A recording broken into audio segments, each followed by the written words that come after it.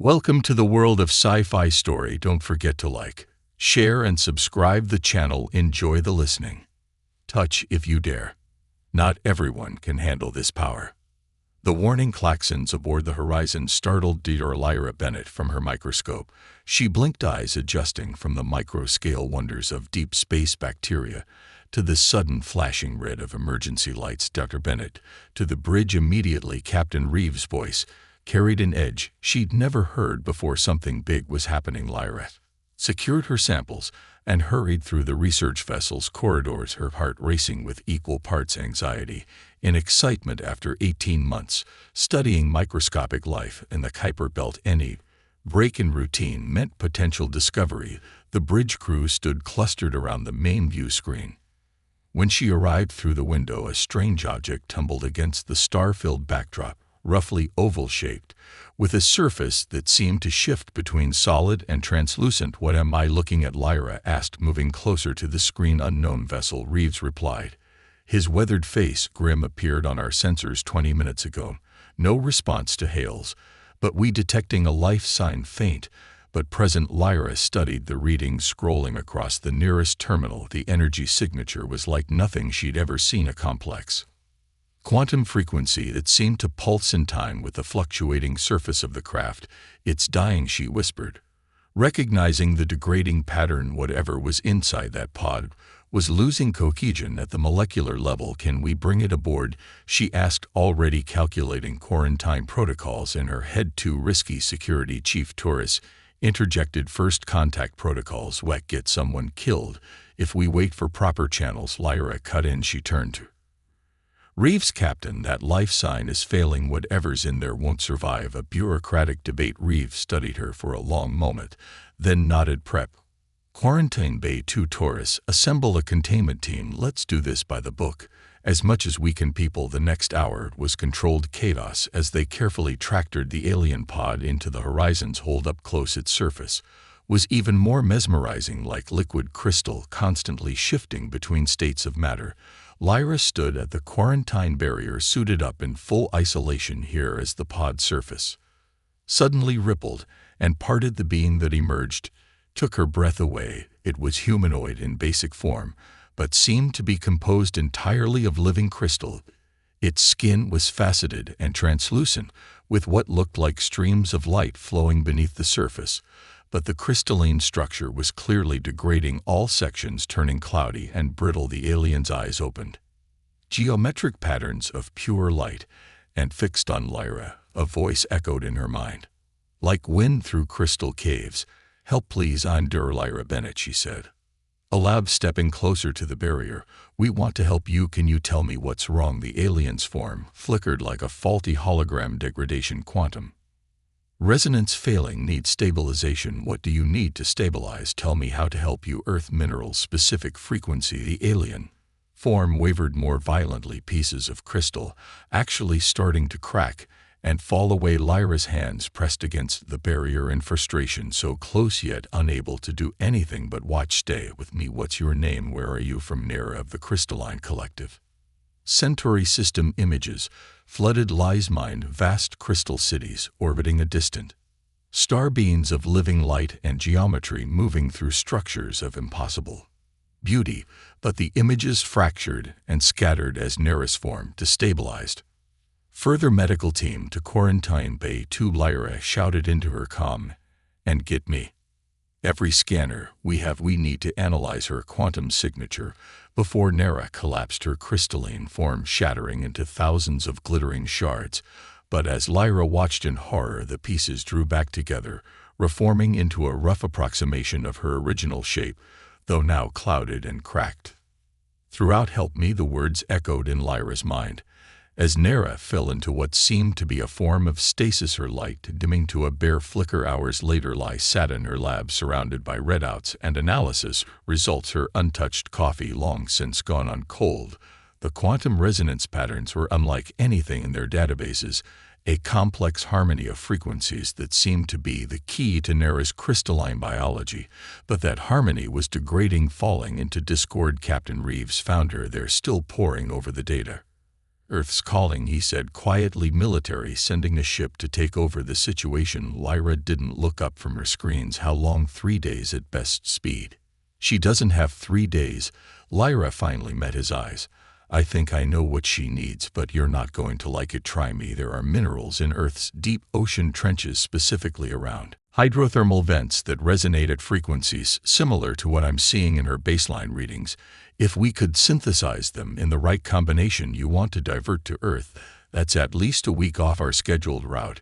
She'll die if we don't try something, Lyra insisted, and this could be our best chance to establish peaceful first contact with an advanced civilization, the crystalline collective. Think of what we could learn from them. Reeves was silent for a long moment, then sighed. Plot the course to Earth. But Bennett, he fixed her with a stern look. This is on you, whatever happens. Understood, Captain. Lyra turned back to her readings. Determination settled in over her like armor. I won't let her die. In the quarantine bay, Nera's dimmed form pulsed once, almost like a heartbeat, as if sensing the shit's change in course. Lyra pressed her hand against the barrier, watching the play of fractured light through the alien crystalline body. Hold on, she whispered, just hold on. Time slipped away like sand through an hourglass as the horizon pushed its engines to their limits. Lyra hadn't left the light in 36 hours, surviving on synthetic caffeine and determination. The holographic displays surrounding her workstation painted her face in ethereal light as she studied the complex quantum patterns of Nera. Crystalline structure. You need to rest. Dr. Raven Park stepped from the doorway, her dark eyes concerned. As the ship's medical officer, she'd been helping Lyra analyze the aliens' biology. Killing yourself won't save her. I'm fine, Lyra muttered, manipulating a 3D model of molecular structures in the air before her. But these resonance patterns are degrading faster than we predicted. Look. She pulled up 2 overlapping wavelength displays. The discord between them was obvious even to an untrained eye, like a symphony falling out of tune with itself. The quantum harmony that maintains her crystalline form is collapsing, Lyra explained. It's like, imagine a song that keeps you alive, but someone slowly changing all the notes to the wrong key. Raven studied the readings. And you think these deep-sea minerals can restore the harmony they have to? Lyra brought up another display showing the quantum signatures of various Earth minerals. These formations around the hydrothermal vents, they resonate at frequencies almost identical to Nera's baseline readings. If we can synthesize them in the right combination. A soft chime interrupted them. Dr. Bennett, Captain Reeves' voice came over the comm. We have a problem. Military command is on the line. Lyra's heart sank. She'd been dreading this call. In the briefing room, the holographic figure of Admiral Chen filled the air with stern authority. Bennett, you are ordered to maintain your current position and wait for military escort, the Admiral stated without preamble. This is a first contact situation that requires proper protocols and security measures. With all due respect, Admiral. Lyra kept her voice steady. By the time your ships reach us, there won't be anyone left to make contact with. Nera is dying. The alien entity represents an unprecedented opportunity for study. She's not a lab specimen, Lyra interrupted, anger flaring. She's a sent being asking for our help. If we let her die when we could have saved her, what message does that send to her people about humanity? The Admiral's expression hardened. That we take our security seriously, Doctor. For all we know, this could be an elaborate trap. The military vessel will have better containment facilities. He won't survive a transfer, Lyra insisted. The quantum resonance patterns maintaining her form are already critical. Any disruption could shatter her completely. A tense silence filled the room. Finally, Captain Reeves stepped forward. Admiral, I take full responsibility for this decision. We're continuing to Earth. Court-martial me if you must, but I won't let someone die, human or alien, when we have a chance. To hell after. The Admiral's image flickered away amid thinly veiled threats. Let turn to Reeves. Thank you, Captain. He shook his head. Don't thank me yet, just make sure this works.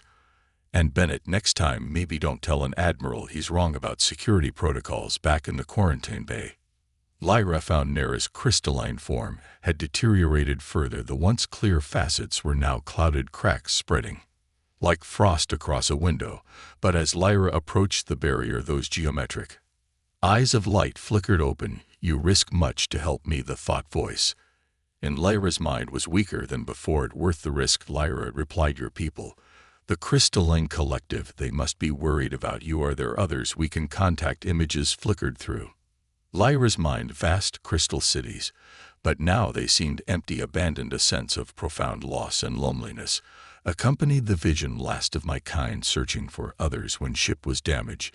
You're the last." Lyra pressed her hand against the barrier. "All the more reason to save you, but I need to understand more about your biology, how the quantum resonance works. Can you show me more?" Images flooded her mind, complex patterns of energy and light, the intricate dance of atoms arranged in crystalline luces, all vibrating in perfect harmony. Lyra asked. His understanding bloomed. It wasn't just Nera's body that was crystal. Her consciousness itself was encoded in quantum patterns within the structure.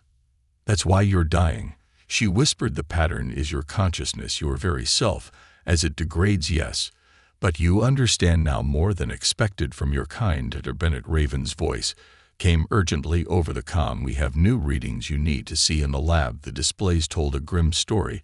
The degradation was accelerating. They had less than 48 hours before the quantum patterns collapsed completely.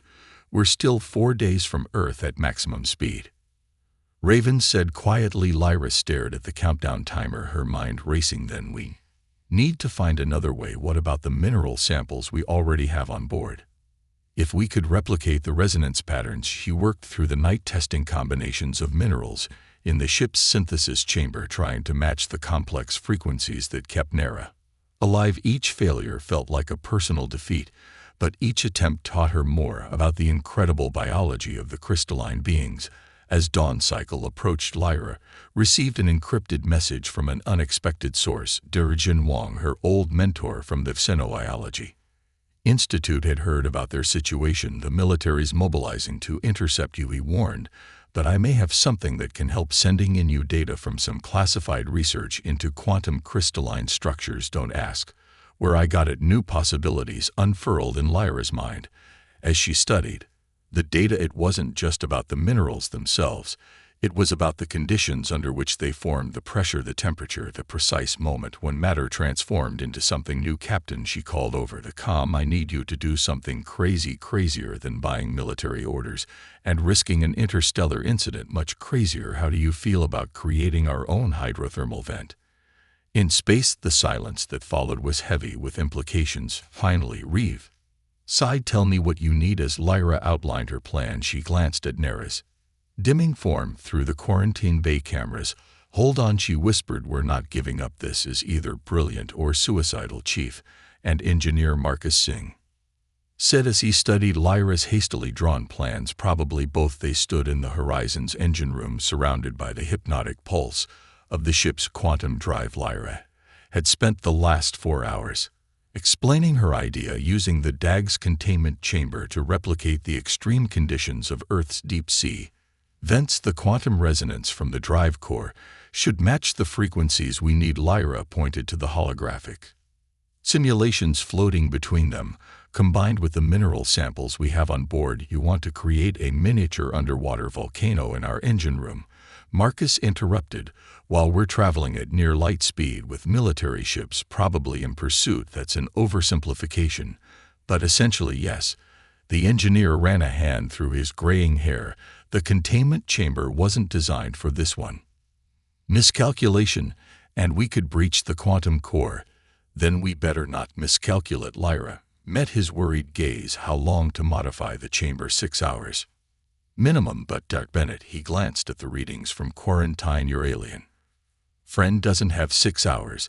"Then we'll do it in 4." As Marcus's team began the modifications, Lyra returned to quarantine. Nera's crystalline form had deteriorated to the point where she was barely recognizable, more like a rough sculpture made of frosted glass than the being of living like she'd been. "You doubt?" The thought voice was so weak Lyra barely caught it. "No," she said firmly, "I'm worried, but I don't doubt there's a difference." A flutter of amusement crossed their mental link. "Humans so certain even when wrong, that certainty might save your life." Lyra pressed her hand against the barrier.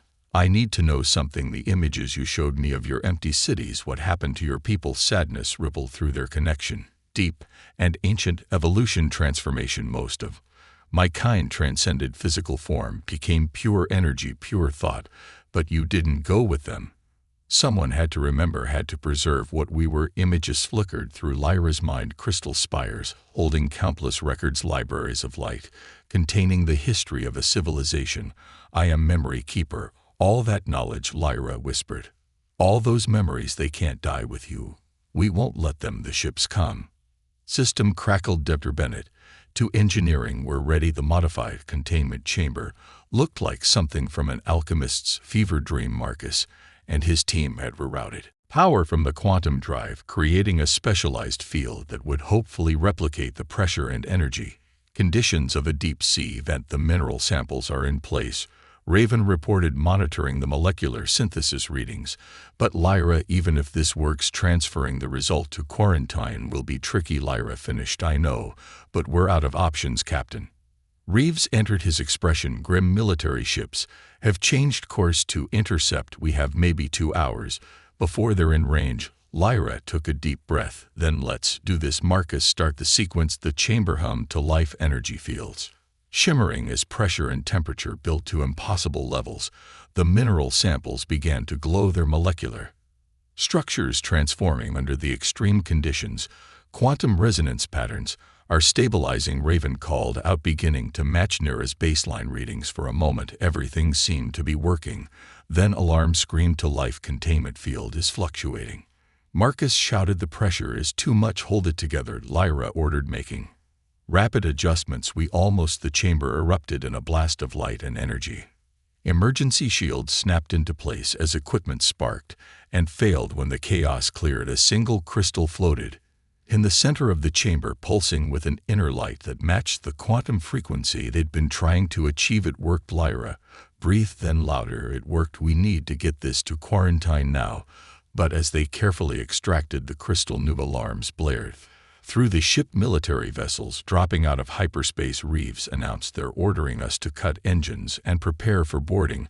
We don't have time for this. Lyra grabbed the containment unit holding the crystal. How long to reach quarantine? 2 minutes by normal routes, Marcus said, but they'll have us locked down by then. Lyra thought fast. The maintenance tunnels, they run directly from here to the medical level. Those tunnels are barely half a meter wide. Then it's good I'm not claustrophobic. Lyra was already opening the access panel. Hold them off as long as you can. She crawled through the narrow tunnels with the precious crystal clutched to her chest, using her elbows and knees to propel herself forward. The ship shuddered as the military vessels locked on, with tractor beams running out of time. Nera's thoughts brushed her mind. Weaker than ever. Almost there, Lyra gasped, ignoring the bruises forming on her elbows. Stay with me. She burst out of the tunnel into quarantine, just as armed soldiers entered through the main door. Stop right there, they ordered. Lyra ignored them, rushing to the barrier controls. As she initiated the transfer sequence, she felt the cold press of a weapon against her back. Step away from the controls, a stern voice commanded. You don't understand, Lyra said, continuing the sequence. She's dying. This is your final warning. Lyra. Nera's voice in her mind was barely a whisper. Thank you for trying. No. Lyra slammed her hand down on the final control. The crystal shot through the barrier transfer port just as the soldier grabbed her arm. Time seemed to slow as the crystal reached Nera's deteriorating form. For a heartbeat, nothing happened. Then light exploded through the quarantine bay, so bright everyone had to shield their eyes. When the light faded, Lyra blinked away, spots to see Nera's crystalline form beginning to rebuild itself. Cracks healing, clouds clearing, inner light strengthening. The quantum harmonies were restoring themselves, creating a song only Lyra could hear in her mind. The soldiers lowered their weapons, staring in awe as the alien true form emerged, a being of living crystal and light, beautiful beyond description. Well done, memory keeper. Nera's voice rang clear. In Lyra's mind, you have preserved more than you know. As Ira watched Myra's restoration through tears of relief, she realized this wasn't an ending, but a beginning. The real questions about Nera's people, about humanity's place in a universe of crystalline civilizations, about the connection they'd forge, were just starting to unfold. and somewhere in the back of her mind she heard a harmony she'd never noticed before, as if the universe itself was singing a new song. The quarantine bay had become the center of a diplomatic storm. Military officers, scientists, and government officials crowded the observation area, all trying to make sense of what they were seeing inside Nera's restored form. Cast prismatic patterns across the walls, her crystalline structure now perfectly harmonized. Lyra stood her ground as Admiral Chen paced before her. "Do you have any idea what you've done, Doctor? The protocols you violated. I saved a life." Lyra replied simply, "Everything else is just bureaucracy." Before the Admiral could respond, Nera's voice echoed through everyone's minds.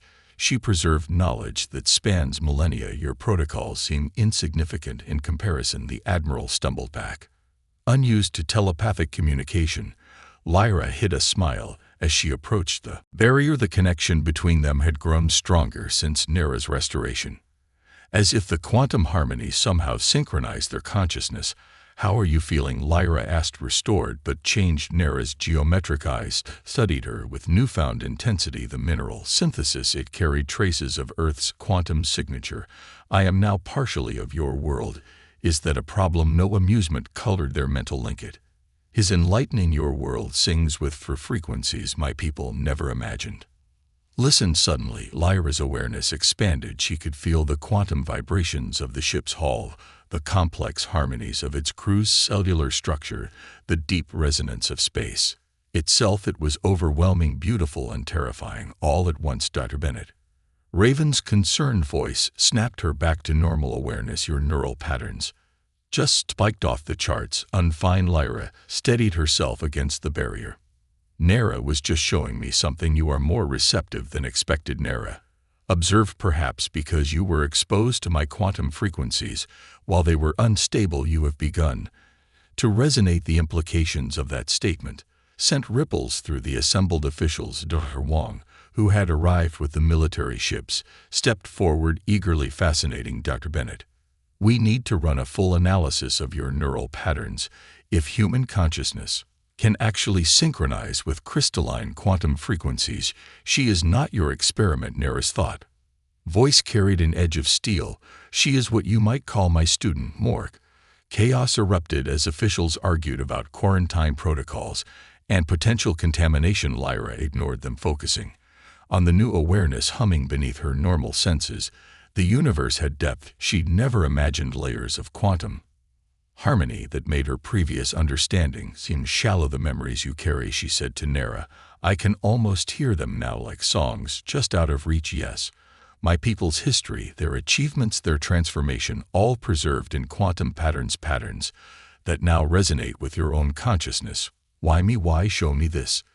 Because you proved something my people forgot long ago, that evolution can move in many directions." They sought transcendence through pure energy, pure thought, but you show that physical beings can achieve new awareness while remaining connected to the material world. Captain Reeves cleared his throat from nearby. "As fascinating as this is, we have a practical problem. Earth governments are demanding we bring you to a secure facility for consultation." "No." Nas form shifted, light patterns changing. "I will not be confined, but I will share knowledge freely with those who prove worthy." "And how do we prove worthy?" Admiral Chen asked stiffly. "By learning to listen." As Lyra has Nera turned those geometric eyes to the assembled crowd. "My ship is repaired. I will establish an orbital research station where those who wish to learn may come, but it must be by choice, not force." The Admiral's face reddened. "You can't just I can, I will. And if you attempt to interfere." The lights in the quarantine bay flickered as Nera power flexed. "Remember, I am a being of quantum energy. Your technology exists because of principles my people mastered aeons ago." Hours later, after endless debates and hastily drafted agreements, Lyra stood alone with Nera in the quarantine bay. The barrier between them seemed thinner, somehow as if their quantum resonance was slowly eroding the physical separation. "Will it be dangerous?" Lyra asked. "This change in my consciousness, all evolution carries risk, but you have already proven your adaptability." Nera's form shifted closer to the barrier. "The real question is, are you prepared for what comes next?" "What does come next?" 3. Months after Nera's restoration, Earth's first quantum resonance research station orbited the Moon. Its crystalline architecture merged seamlessly with human technology, a physical embodiment of the harmony its creators sought to understand. Lyra stood in the central chamber, her consciousness expanded through quantum resonance. As she helped a group of scientists attune to the station's frequencies, her own transformation had progressed steadily. She wasn't crystalline like Nera, but her awareness had evolved to perceive and interact with quantum patterns in ways that defied conventional physics. Remember, she guided them. Don't try to force the connection. Let the harmonies find their natural ascend point. She felt Nera's presence before seeing her there.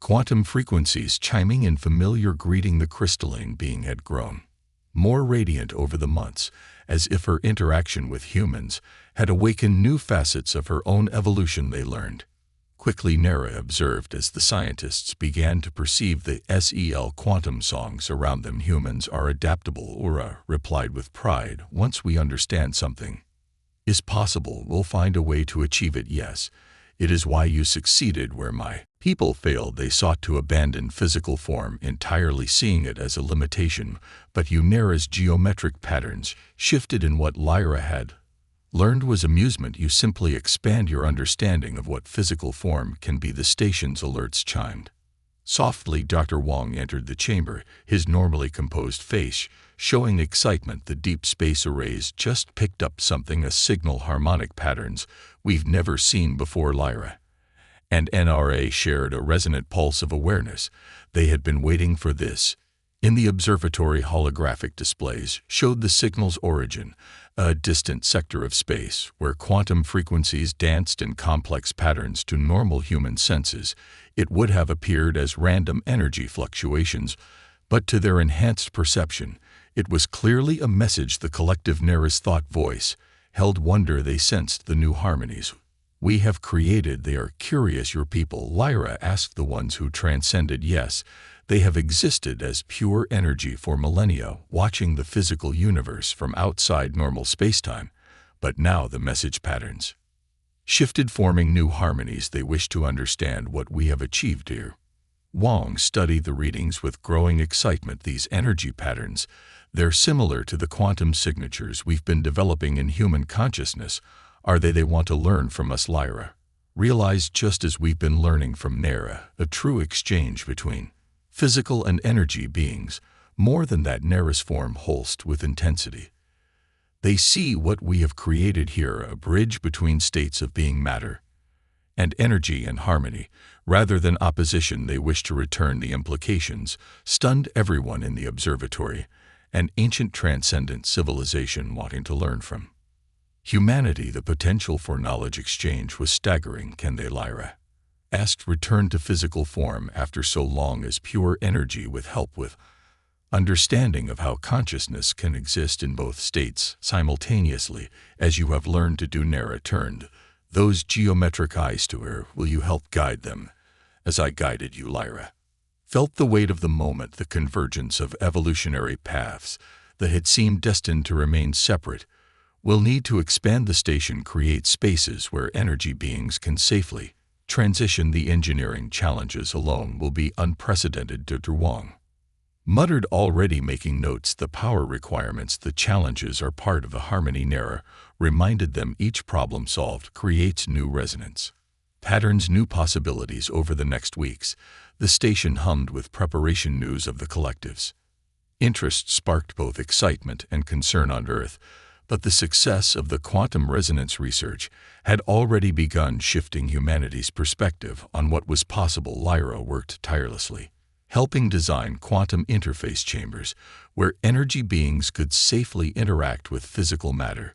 Her unique position, part human, part quantum resonant, made her the perfect bridge between worlds. The night before the first attempted transition, she stood with Nera in the station's observation dome, watching Earth gleam below while quantum harmony sang around them. Did you know? Lyra asked. When your ship was damaged and you found us, did you know this was possible? I hoped, Nera admitted. I was the memory keeper, watching physical civilization evolve while my people existed in transcendent isolation.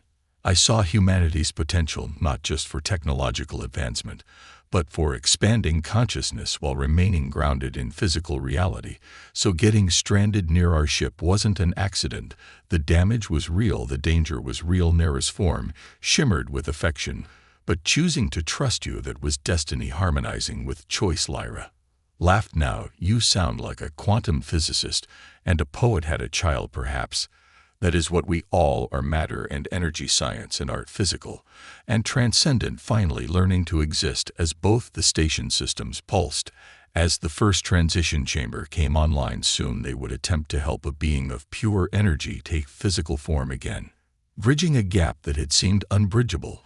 Are you ready? Lyra asked, feeling the approaching energies of the collective like distant music. Together, Nera replied, her crystalline form resonating with anticipation. We will sing new harmonies as the chamber filled with swirling quantum patterns. Lyra felt the boundaries between matter and energy, between human and alien consciousness, between what was and what could be, beginning to blur, not dissolving but harmonizing into something greater than the sum of its parts. The universe, it seemed, had been waiting for its children to learn to sing together, and the song was just beginning.